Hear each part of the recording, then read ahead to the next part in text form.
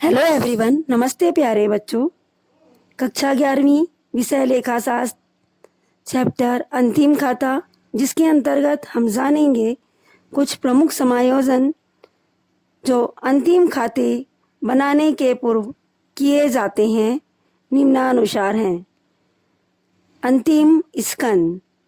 अंतिम स्कंद समायोजन की मद है। यह ऐसा माल है जो व्यापारिक वर्ष के अंतिम दिन तक बिना बिका हुआ रह गया, अर्थात इसे व्यापारिक संपत्ति माना जाता है। इसका पहला लेखा व्यापार खाते के समाकलन पक्ष में किया जाता है एवं दूसरा लेखा चिट्ठे में संपत्ति पक्ष में किया जाता है। अदद व्यय, व्यापारिक वर्ष से संबंधित व्यय किंतु किसी कारणवश भुगतान नहीं हो सका, ऐसा व्यय व्यापार का दायित्व माना जाएगा क्योंकि अभी इसका भुगतान नहीं हुआ है। इसे व्यापार या लाभ हानि खाते में संबंधित व्ययों में जोड़ देते हैं एवं दायित्व के रूप में इसे चिट्ठे में भी लिखा जाता है। पूर्वदत्त व्यय, व्यापारिक वर्ष के बाद आने वाले वर्ष का व्यय जिसे अग्रिम भुगतान कर दिया गया है, इसे हम लाभ हानि खाता बनाते समय संबंधित व्यय से घटा देते हैं। चूंकि इसका भुगतान पूर्व ही कर दिया गया, अतः यह व्यापारिक संपत्ति के रूप में चिट्ठे के संपत्ति पक्ष में लिखा जाएगा। उपार्जित आय, ऐसी आय जिसे कमाई जा चुकी है या सेवा दी जा चुकी है किंतु अभी वह आय प्राप्त नहीं हुआ है। ऐसे आय को संपत्ति मानेंगे और चिट्ठे के संपत्ति पक्ष में लिखा जाएगा। लाभ हानि खाता बनाते समय ऐसी आय को संबंधित आय में जोड़ दिया जाता है। अनुपार्जित आय, आय जिसे पूर्व प्राप्त किया जा चुका है किंतु अभी सेवा नहीं दी गई, ऐसे आय को दायित्व माना जाएगा।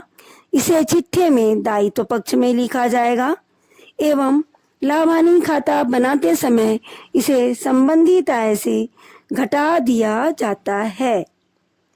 मूल्यह्रास, यह संपत्ति पर लगाया गया ह्रास है जिसे हानि मानकर इसका लेखा लाभ हानि खाते के विकलन पक्ष में किया जाता है एवं चिट्ठे में इसे संबंधित संपत्ति से घटा दिया जाता है। पूंजी पर ब्याज, पूंजी पर ब्याज व्यापारिक हानि मानी जाती है, व्यापार की हानि मानी जाती है।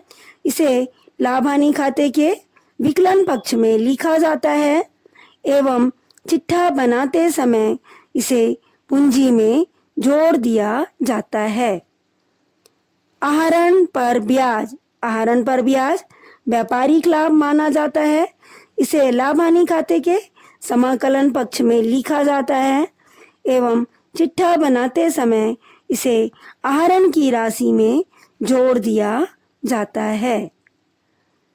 अप्राप्त ऋण या डूबत ऋण, ऐसा ऋण जो डूब चुका है, अर्थात जब व्यापारी के द्वारा माल उधार बेचा जाता है तो यह जरूरी नहीं कि समस्त राशि देनदार से प्राप्त हो जाए।